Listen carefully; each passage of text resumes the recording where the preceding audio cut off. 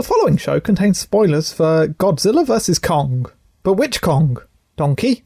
Diddy? Grandpa? Dixie Kong? Just the my god. It's just the lady one, right? I don't know, I only know Donkey Kong. Ah, you don't know Diddy? What's Diddy Kong? He's a little...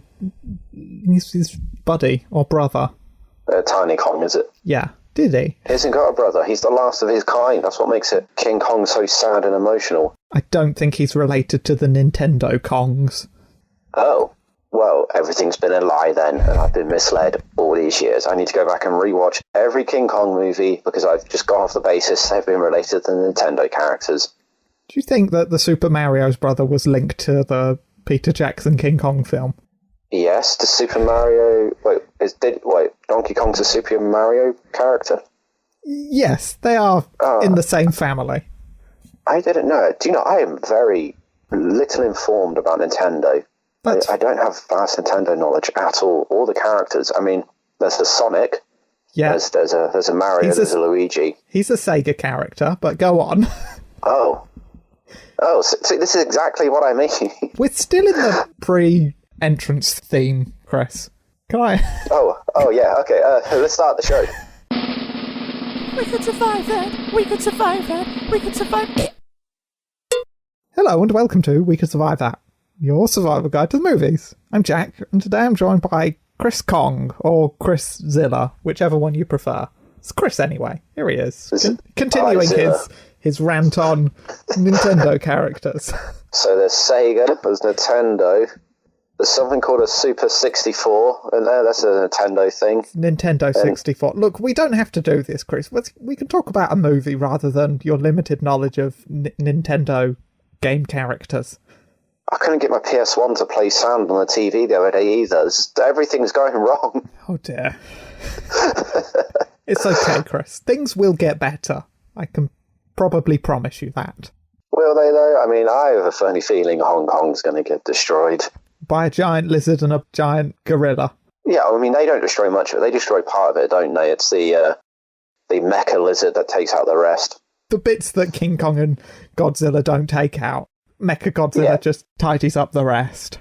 Pretty much, yeah. Dear me. So, yeah, we're back. Episode 315, Chris. We're doing Godzilla versus Kong. Not only did they demote Kong from the 60s version to second billing, but they also took away his King prefix as well. So, it's a double dick kick for King Kong and his loyal subjects. He is King Kong in the first... I know the first film's called Kong Skull Island, but he is a king because he's got the natives of the island that worship him. But in the second film, they're all dead, bar one. So, in this film, I mean, they're all dead, bar one. So he's not really a king anymore, does he? He doesn't rule over the island. Oh, yeah. Also, the island's been invaded by people, and they've put King Kong in a big Truman Show kind of bubble, haven't they? Yeah, which they argue is for his own good, because if not, Godzilla would turn up and kill him.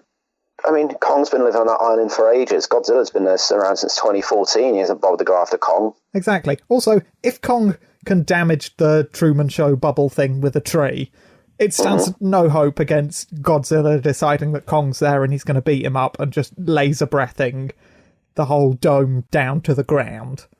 Exactly. And also, how much damage Kong did by throwing that one branch. If he just threw loads of them, I'm pretty sure he could smash down that wall very easily and get out of there. Yeah. It's not a good plan by the scientists that decided... No, it's pretty poorly formulated. Yeah, so look, this is a continuation of the monster verse, which started with Godzilla, which was fine, I guess. Then Kong Skull Island, I think, is probably the best one in the series so far. Then there was Let's Have All the Monsters Have a Fight. What's that called? King of the Monsters. Is it? Oh, yes, that masterpiece. Yeah, that was not good. And now, this one, the fourth entry into the franchise. What did you think of Godzilla vs. Kong Round 2? I went to this film with very low expectations, riding off the back of, Godzilla, King of Monsters. So I thought, this is not going to be great.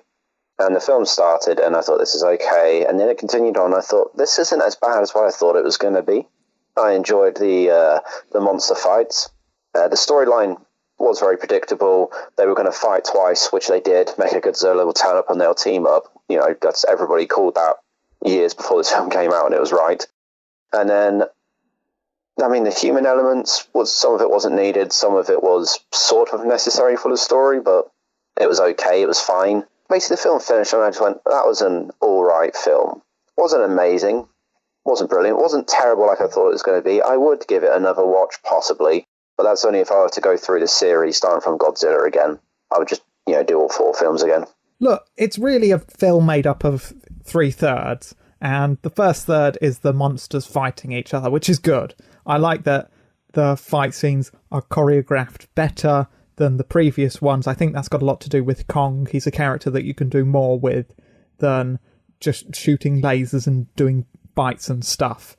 It also helps that the fight scenes are not all just obscured in fire and smoke, which is the Warner Brothers special at this point, with the Monsterverse and Justice League both adapting that technique. So it's good that they are shot well and you can see what the 2 monsters are doing and how they're beating the shit out of each other, rather than just seeing it in shadow and smoke and fire. The second third is the Rebecca Hall character and the Skarsgård, Tarzan Skarsgård, going on a little adventure to the Hollow Earth, which is, it's fine, but it serves its purpose. The final third of the film is Millie Bobby Brown's adventure with a podcaster, which is dull and deeply unnecessary, and I didn't like that third at all. Yeah, I didn't enjoy any of her stuff at all. I mean, she's from King of Monsters, so we know her character. You got the podcaster, which would make sense, and then she brings along some random guy whose only his only purpose is to bring a truck that they use and to pour some whiskey over a control panel at the end of the film. Yeah, and the control panel just stops a tail rotating like a drill.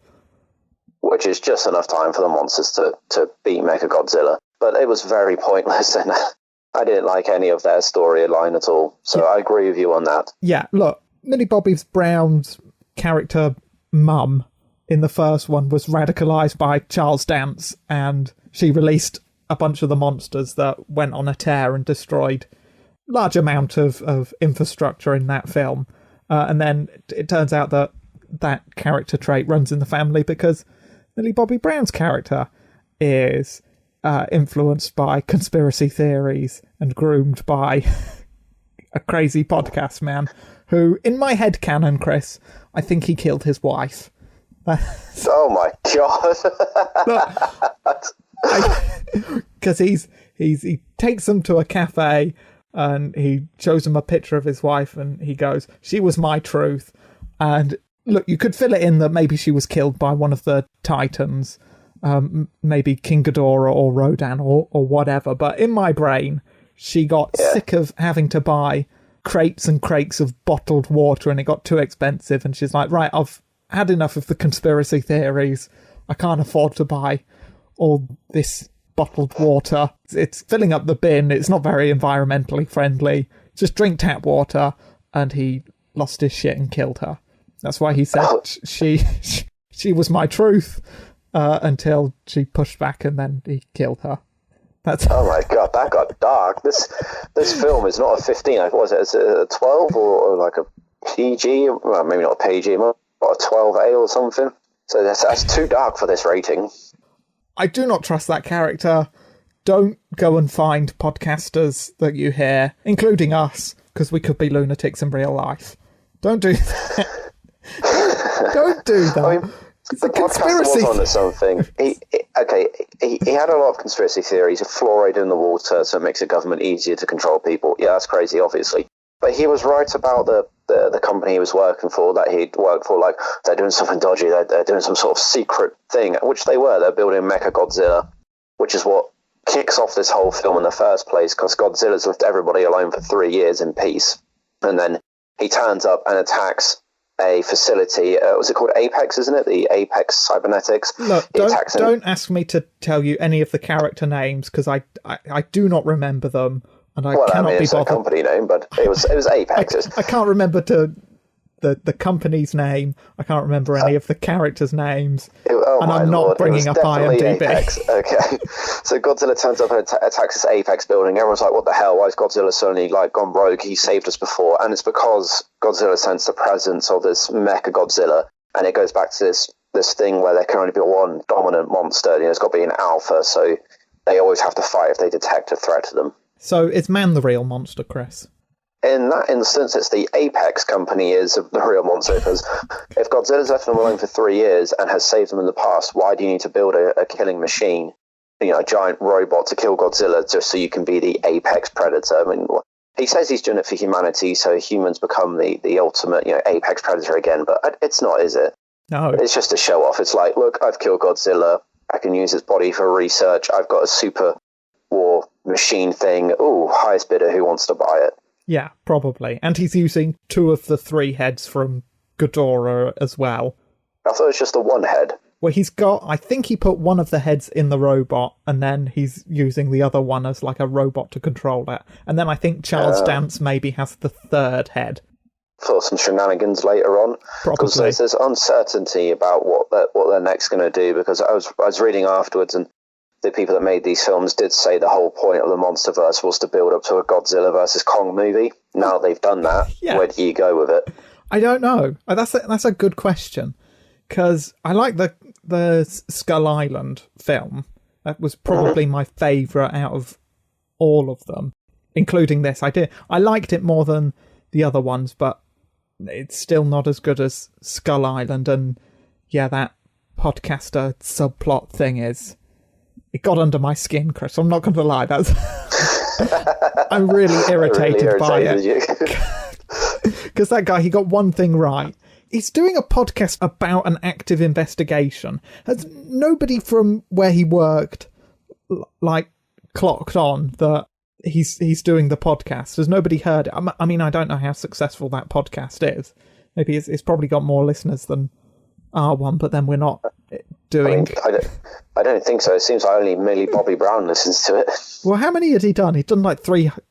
Was it 300? He'd done about 300, so he's been going like 5 or 6 years, maybe the same as us.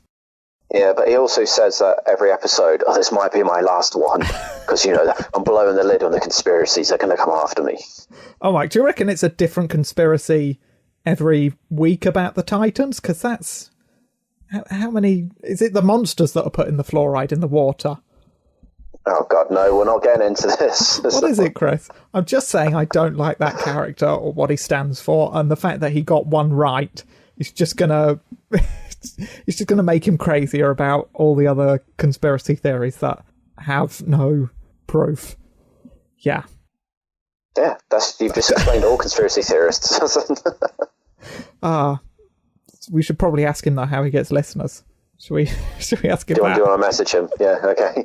Let's find his podcast. Yeah, I'm going to get off of that because it irritates me. What were you saying? You were saying something. Let's talk about the good bits. The monster fights. I like the monster fights. I wish they'd have crushed I wish they'd have crushed the podcast conspiracy men. Oh, my lordy. So, after this attack on Godzilla and stuff, they're like, oh, God, we need to deal with this. Apex, they've built Mechagodzilla, but they need a power source. Because what if they're powering it with cuts off? AA batteries. Now it's not strong enough. They need more. AA batteries. Damn, he's like, why would these AA batteries power my massive mechanical monstrosity? They come up with this thing with, there's a theory of the Hollow Earth, which in this universe is where all the big monsters come from. It's where Kong's family originally came from, because there's different entry points to the Hollow Earth, one being on Skull Island. Basically, all giant monsters come from this Hollow Earth. That's where they come from.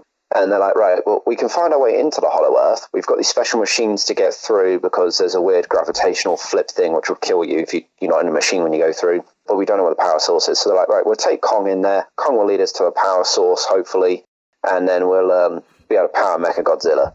And then so they decide to transport Kong on a ship. And that's when it all goes wrong. Yeah, look, the two fights are well done. And Kong, he holds his own, but he doesn't eke out the win in either of the fights, especially the first one, because that's not his environment. He's not a fish, and he's not got atomic breath, so he's obviously outgunned and outmatched.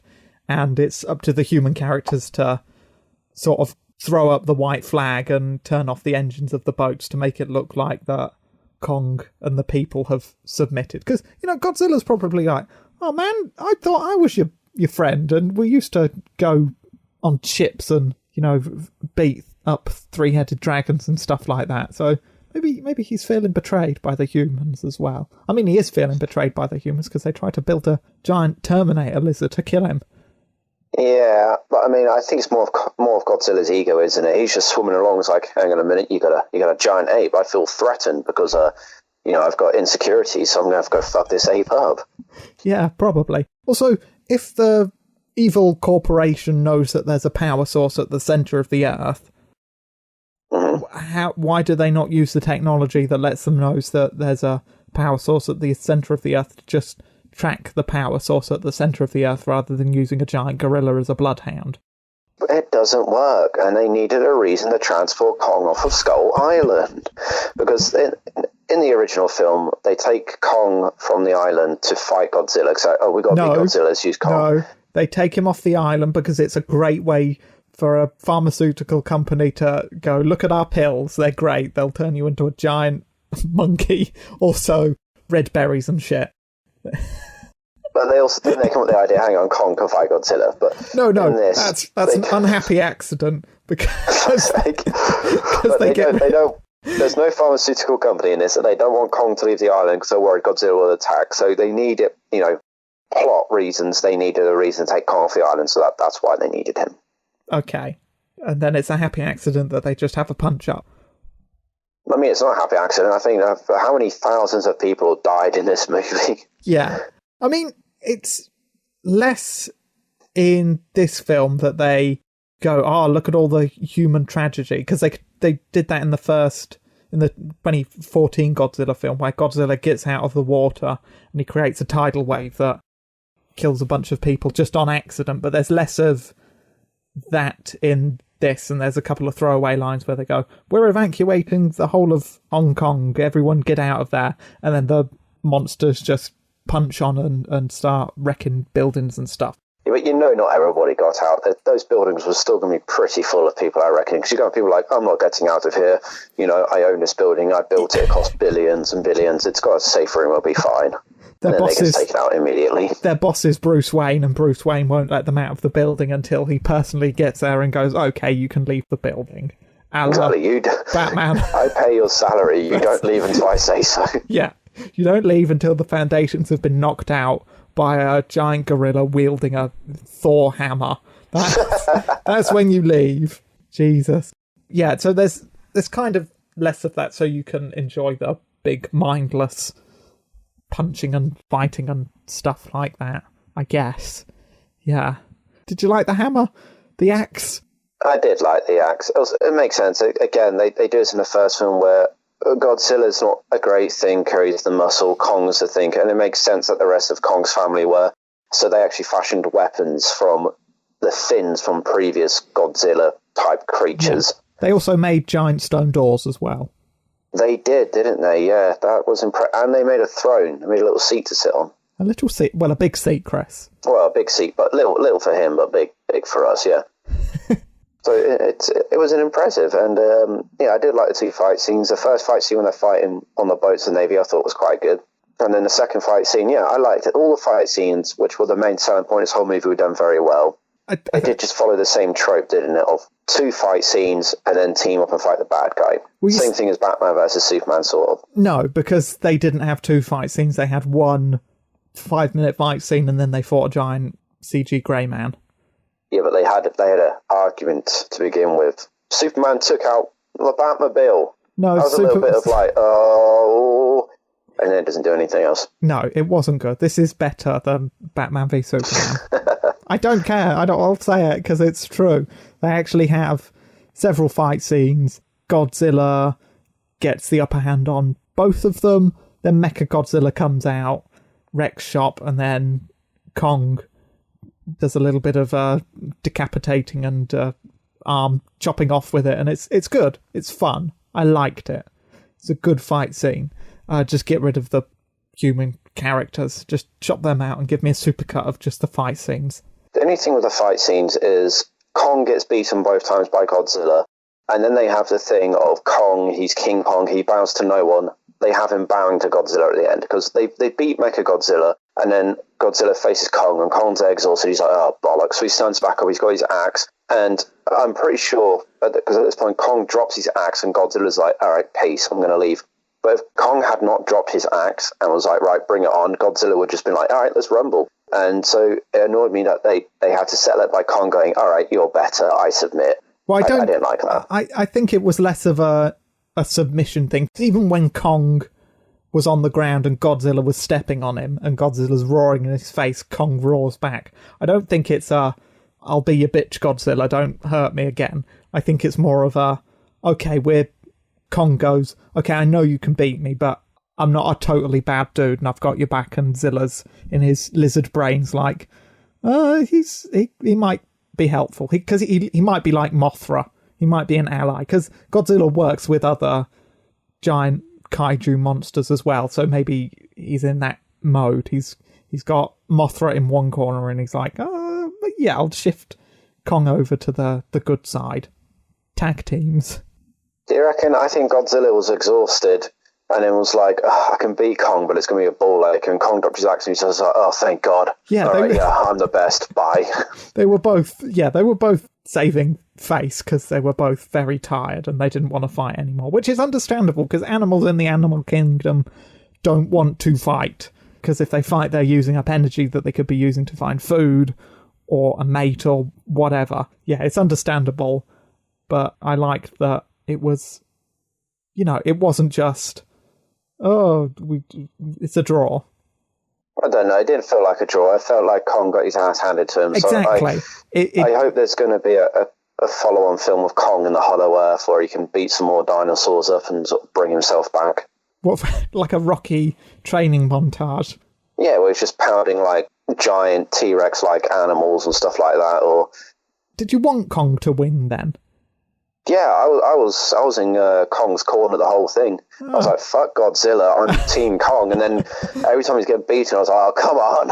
But it's more, if you put those two things in a room, it would be the giant radioactive lizard that won, because Kong doesn't really have a ranged attack and he can be set on fire.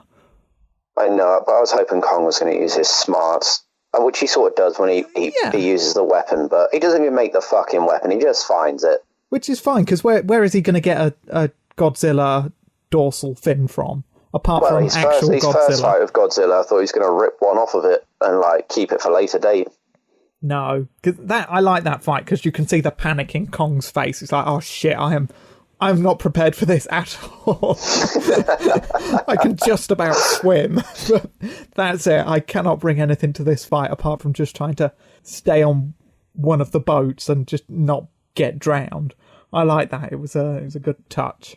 Yeah, and then they drop him in the Antarctic and force him into a big gravity hole thing. You know, when he dropped in the Antarctica, and then, like, I was watching this with my girlfriend, she was like, oh, Kong's going to be cold. I was like, nah, he's fine, he's got fur. And it instantly just showed him shivering. I was like, oh, for God's sakes. Why are they making Kong out to be so weak all the time? He's got big fur, he should be fine. Yeah, but he's not... Even if he wasn't cold, he would starve to death. Unless he was eating polar bears or something, which is not going to sustain him for very long. Also, global warming, Chris. He was probably going to be swimming again anyway. So, yeah, it's good that he dropped into the hole. Also, was there not an entrance into the Hollow Earth on Skull Island anyway? Because that was where the skull crawlers came from. Yeah, but I don't think they knew where that entrance was, because obviously that's where the skull crawlers came from. It's where Kong's family would have come out of.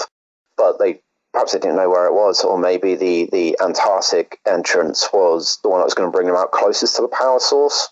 They just didn't know which direction to go in. I don't know. It's plot convenience, isn't it? And also, we want to see Kong get airlifted, because that's what you do. You want to see Kong picked up by helicopters and dropped. A little bit more dignified than when he got strung up on those big yellow balloons. Exactly what I was thinking. I was like, oh, mate, they've actually got a net underneath him, and he looks sort of comfy. The other one is just fucking around his arms and legs. Yeah, I know. Like a puppet. Poor Kong. He gets the short end of the stick. He does, but I'm hoping there's going to be a next film in the universe, which would be Kong in the Hollow Earth messing up stuff. There could be anything down in that Hollow Earth. Exactly. Although, to be honest, he gets down there and he gets his ass handed to him again. There's like some sort of flying dragon snake thing, and there's two of them. He takes out one, the other one then wraps around him and starts to suffocate him. And had the humans not shot at it when they were in their sort of their flying vehicle, Kong would have died. Again, he's getting his ass kicked as soon as he goes there as well. Everything is beating Kong. It's the ebb and flow of a fight, Chris. Also, it's probably the only thing that the human characters do, so they have to do something, Chris. I'm sure he would have gotten out of the big snake fly thing's grasp eventually, but... I really don't think he would have. I think he was going to die. Do you want to see if there's any more King Kongs under there? Do you want to see King Kong fight an evil King Kong? Oh, one from like a rival sort of... what do they call a group of gorillas? A murder of gorillas. They call it a what? A flock of gorillas. I don't think they call it a group. Let's just say a group. But yeah, I'd like a rival one that turns up like, I'm the last of my kind as well. Let's fight. And then they have a boxing match. Well, they can stand up. They stand up, right, don't they? Yeah. So that's fine. Yeah. Yeah, I don't know where they go after this. Whether they... Well, neither do the people that make the films. That's what they're saying. They're yeah. We've built up to this, but... I hope they do something more with it, because they've established the Monsterverse. They've got these other characters in. They can create new monsters, maybe. Bring in new monsters. Yeah, because they made the Mutos as well. They're not afraid to introduce a new creature, and I'm pretty sure those flying snake things aren't in the original Toho Godzilla verse, maybe. So yeah, there's a lot they could do with it, especially if they can use Godzilla up on the surface. They can have King Kong doing all stuff on the Hollow Earth and that lot. What did you think of the Hollow Earth, where it was like you got the ground, but there was also the ground, above them as the ceiling? Because it makes sense they wouldn't have an actual sky because it's in the center of the bloody Earth. So Kong sort of jumping up and flipping around the gravity to go into the other part. Yeah, fine. Just wanted them to get out of there quicker so that they could get on with the film and have more fight scenes.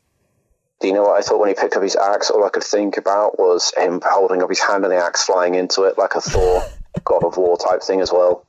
That's all I could think about. And I was like, I mean, they're not going to do it, but I kept picturing Kong sort of holding up his hand and the axe flying to it. Holding it up and going, I have the power! But I was wondering if they were going to give him something, since he had lightning in the other one. I was like, are they going to introduce some sort of ridiculous thing? Oh, they've given him an axe that's got some sort of power source in it. Oh, can the axe fly to his hand, maybe? But no, they didn't. No, he chucks it. Or no, Godzilla pulls it out of his leg and he chucks it, and then Kong does some jumping about, uses his agility to his advantage and picks it up. But no recalling the Hammer Thor style, Chris, I'm afraid. I don't know how I would have felt if that had happened, actually. If it would have been like awesome, I would have been like, that's bullshit. It would have been bullshit. But it was very funny. And then, what do you think when Mechagodzilla turns up? Because Mechagodzilla fucks up both of them until they realise to work together. Well, not really work together. It beats up Godzilla, and then King Kong grabs his axe and just starts chopping wood. I would have liked that end fight to have been a little bit more, because King Kong does sort of just trounce Mechagodzilla with ease. I would have wanted Mechagodzilla to have put up more of a fight against the two of them. But having said that, I quite like the design of it. I think that maybe Mechagodzilla should have just used his laser breath and killed everyone in that office lab computer area, rather than just doing a weird punch and only killing the one bad guy, the corporate bad guy. Just murder all the human characters. I'm fine with that.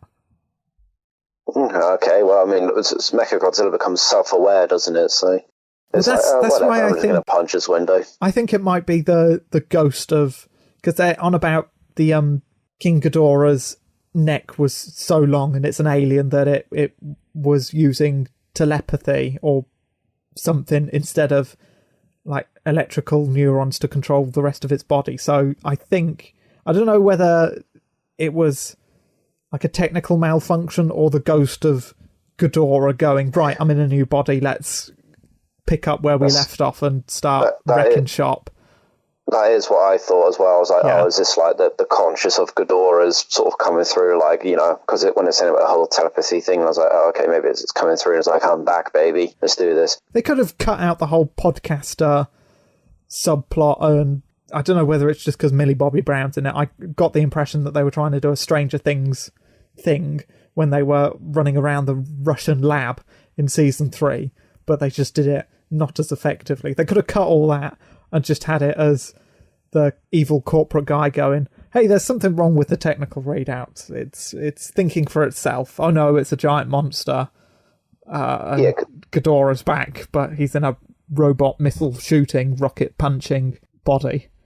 I don't know, maybe it was in this Millie Bobby Brown's contract, like she had to appear in King of Monsters and that she was guaranteed to appear in a sequel. So like, oh crap, we got to bring up a plot, the reason for her to be there, because she doesn't really do anything. Nope. It's they use them to go to Hong Kong to introduce Mechagodzilla, but like you said, you could have just cut to Hong Kong to the CEO of Apex going, oh, this is our plan, this is Mechagodzilla. Yeah. Or then, like her dad is investigating the kaiju attack, so maybe he goes to the lab, accidentally sees some Mechagodzilla stuff and is like, hey, what are you doing with that? Or maybe the skull of Ghidorah, and he goes, hey, we've been looking for that, that's dangerous material. And then the evil company kidnaps him, and Millie Bobby Brown's character sees this and goes on an adventure to try and get her dad back. There's better ways of doing it than she's been groomed by a conspiracy theory podcaster. She just so happens to find him by talking to a guy in a random shop about bleach, finding him, and then going on a little adventure. It didn't sit well with me. There are better ways you could have done that and integrated her into the story more effectively. But again, I don't really care about the human characters anyway. I don't think anything is going to be as interesting as the giant monsters fighting. So I wouldn't know, because that's the whole point of the film, isn't it? But they needed some of the human stuff to obviously progress it. They couldn't just start it and go, there's Kong and Skull Island. Oh, Godzilla's turned up. Here's a 2-hour-long fight scene. Actually, they could have done. I would have watched a 2-hour-long fight scene. Yeah. I mean, The Raid. If you do it smartly, a film that is all action can be paced well and not just exhausting. So they could have done. Again, I don't think there's enough combat variety that you could do that. There's more with King Kong because he can do more, but yeah, it was done, I think, as well as it probably could have been. Maybe it could have been done better. Let's say it could have been done better, Chris. I think the monster stuff was fine, but the human elements, it's basically everything you said with the podcast subplot, that could have all been handled in a much better and different way. I think the other part of the human element, the Kong stuff that involves sort of the little deaf girl and that lot, I thought that was fine. That wasn't as bad as the podcast subplot. I think that was all right. And they always have to introduce a character, don't they, that Kong sort of bonds with. Yeah. To give them motivation, that lot. And I think the actress, plays a deaf girl, I think she's deaf in real life, because I was reading a bit about Alex Skarsgård. He did learn sign language to communicate with her. Okay. Is this a real variation of sign language then? Because I know sometimes they don't bother with doing real sign language and just make up. I mean, I don't know, because American Sign Language is obviously different to British Sign Language, so I don't know what American Sign Language is. Yeah. You did a bit of sign language, didn't you? You know. I do. I know a bit of British Sign Language.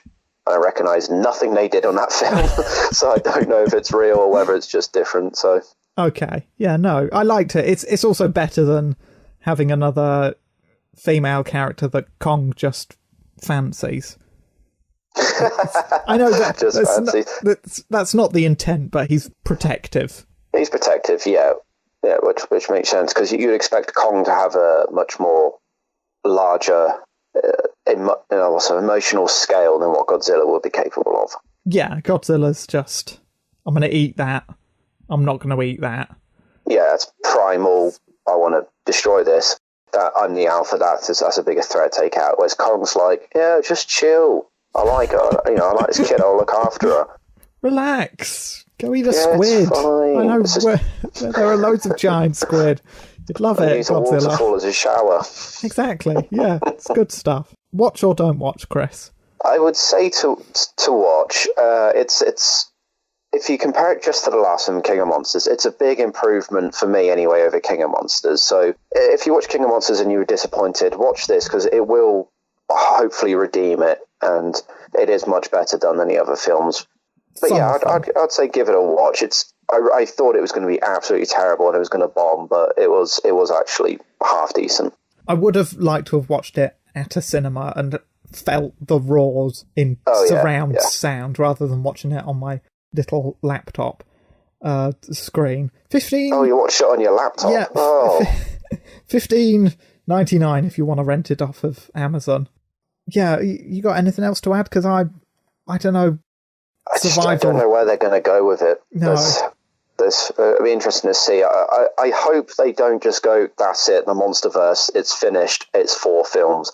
I want them to expand more into it. It doesn't have to just be Godzilla and Kong. They can bring other monsters in. I would like a whole new Monsterverse to break out. Something that could compete with the MCU, because when you think of sort of universe-orientated films, the MCU is dominating everything at the moment.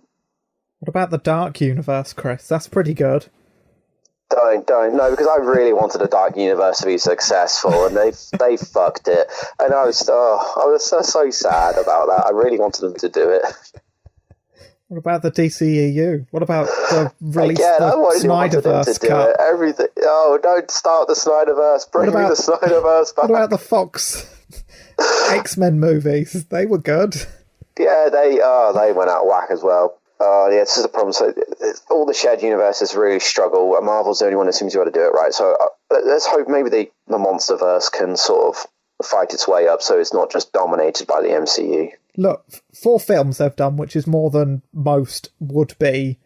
We're going to build a cinematic universe. Ideas go. I don't know why I did that voice. Neither do I. Wait, you're mocking cinematic universes? I like cinematic universes. Yeah, but nobody can do them because they all try to blow their load too soon.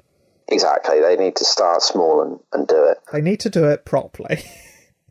Yes, basically. Do a good film, then do another good film, then do another good film after that. Don't panic and go, oh my god, we have to catch up with Marvel. 2 movies and throwing one with everybody in there. Or 1 movie and then throw everybody in. Yeah, exactly. Good old Batman v Superman. I'll never get tired of gently ribbing it.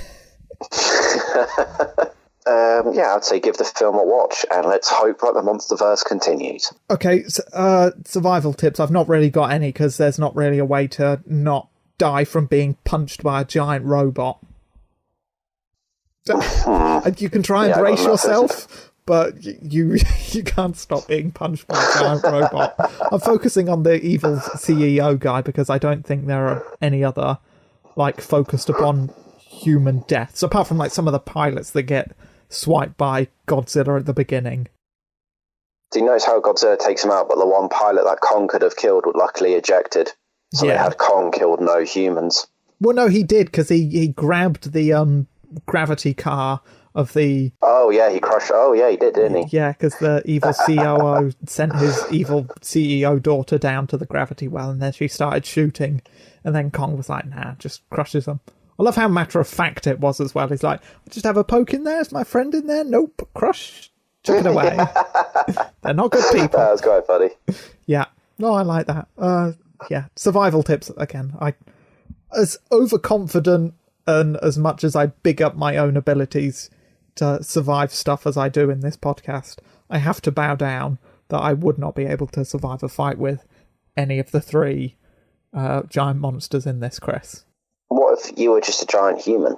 I still think that a laser from Godzilla would go straight through me and I wouldn't be able to do much about it. Also, if King Kong was running at me with an axe, I don't think I've got the speed and strength to... Even a giant Jack doesn't have the speed and strength to fight raw animal power and agility armed with a radioactive axe. So you're saying if Ant-Man had switched to Giant Man, who was there, he would not do farewell, he would be taken out? Yes, even because I don't think Giant Man is as big as these monsters, but even if he did get that big, I think he would still lose. Okay, fair enough.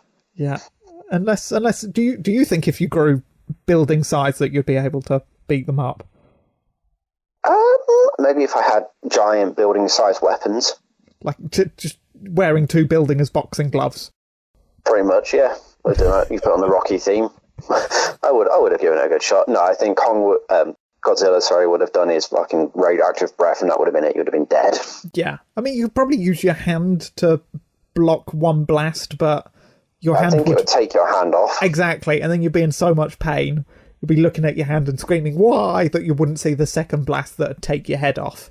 Exactly, and you'd be dead immediately. Whereas Kong, even if you were giant, gorillas, they're naturally going to be much stronger than humans anyway. Yeah. So even being a giant, it's not going to make no difference. Yeah. Kong's still going to be able to be much stronger than you. And Mechagodzilla, you haven't got a hope in hell either. He's a big robot. He's a big robot lizard thing with missiles in his shoulders. Exactly. So missiles in shoulders and a red hyper beam thing, which I don't know if that's meant to be radiation or not, but it's more powerful than Godzilla's actual radioactive beam. Is it? Because I know it cuts a skullcrawler in half, but we never see you never see it hit Godzilla directly, but they do fire their sort of beams at each other, don't they? Which was obviously going to happen, and they're able to what's the word I'm looking for? They clashed. With a beam. They did the Harry Potter. It overpowers Godzilla, thing. So it must be stronger. Yeah, maybe Godzilla was tired. He was a bit sleepy. Sleepy. I mean, he was probably weakened. Yes. Yeah, because he'd been in several fights and had been on the move, and Mechagodzilla had just woken up. He was bright and refreshed, and his AA batteries were fully charged. So precisely, and it's a robot, so he's never going to get worn out. Exactly. Yeah, I find it weird though in films where things that aren't supposed to have pain receptors feel pain or get juddered, and there was a moment in this where it looked like Mechagodzilla was shaking off a heavy blow, or maybe that's like the system's diagnosing damage or something like that, or maybe I'm just reading too much into it. But well, no, I suppose it can be the system sort of going, oh god, what was that? We've got to reboot one thing, and there's like involuntary twitches, or it's probably designed so when it does receive damage on a bit it can't see, it probably senses it sort of thing. Yeah, maybe. And again, we don't know how King Ghidorah stuff integrates into it either, so maybe it is feeling pain or whatever. I don't know. Yeah, well, there you go then. So maybe it does actually. Yeah, that makes sense. There we go, Chris. There we go. There you go then. Yeah. Just before we move on, Chris, I found a nice comment. Someone wrote a nice comment on the YouTube. So this is for what thing? This is from the nerd, all lowercase apart from the R, which is a big R, from our 80s movie Survival Off, it's a long time ago. Where we put 80s characters in a survival off against each other. And he writes, revisiting old episodes because I love this podcast so much. Blink was my favourite episode. So I don't do interaction that often because people scare me, and I'm... Is that generally what the person wrote on YouTube? Yeah. Wow, so oh my God. I thought that was nice. We have had a few other comments, but we're flying under the radar, Chris. We've got the low profile of a conspiracy theorist podcast. So, okay, that's nice. So yeah, I think that is nice. Also, Blink, do you reckon we should do more Doctor Who episodes? Well, maybe we should. Yeah, because maybe if the Blink one did well, is that what the comment said? It liked the Blink one. He liked the Blink episode, so he did. Yeah. Oh, okay. Maybe next. Are you sure? Maybe it's sarcastic. I'm gonna look into this to see who wrote this. Maybe it's sarcastic. They don't actually like the Blink episode. But maybe they got the wrong one. Maybe they thought it was that other survival podcast. Yeah, maybe it was How to Survive. Yeah. They wouldn't talk about Doctor Who. They do scary things that I'm too wussy to watch. Oh, my lordy. So there we go. Next week, Chris, I think they moved Mortal Kombat back a week because they wanted to give this... Because it's I think they're both Warner Brothers properties. So they moved it moved it back a week. So because other places have cinemas open and it's doing quite well there. So I think it's pushed back a week. I don't know if it's pushed back a week here. So we might have to do something else to fill in the gap. And I was thinking, since we've done both of the Mortal Kombat films, we do Mortal Kombat's bitter rival Street Fighter, which... Oh God, no! That's a movie. I've not played Street Fighter, but I know there's a live action, and I know that looks fucking terrible. Chris, the more you protest, the more I want to do it, and the more I want to inflict it upon you. No, there's a brand new Netflix movie called Run. Why don't we just do that? No, we can do Run later. We Oh no! when are we ever going to get that opportunity to do Street Fighter with Kylie Jesus. Minogue, Kylie Minogue's in it. Jean-Claude Van Oh Damme? my god! Oh, you've sealed it. I don't care if Mortal Kombat is coming out next week. We're doing Street Fighter, and we're gonna Jesus! and we're gonna do Street Fighter every single week until you watch it. So What the fuck are you talking about? Until Mortal Kombat got pushed back from the 16th to the 23rd, I think. are you just googling it? No, I'm pretty. I got told about this by a work colleague because it was due on the 16th. Yeah, it's pushed back until the following Friday, which is the 23rd. Okay, so yeah, we're doing Street Fighter. Okay, great. Good. Can't bloody wait. God, it's going to be great, Chris. You're going to love it. I bet Kylie Minogue's got some real fatalities. I'm going to put minimum effort into trying to find a copy of this to watch. I will not part money. I bet it was on Netflix at some point. I bet it's gone now. More than likely. I'm going to have to pay £3 to rent it off of Amazon. Oh, God. It's going to be good. It's going to cost Chris money. It's going to be great. Chris, You wish. No. end the show. How to contact us, you, me.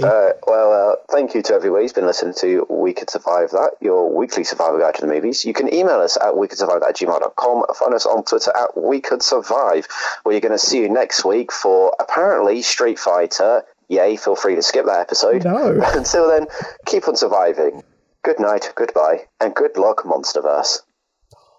Godspeed, Godzilla.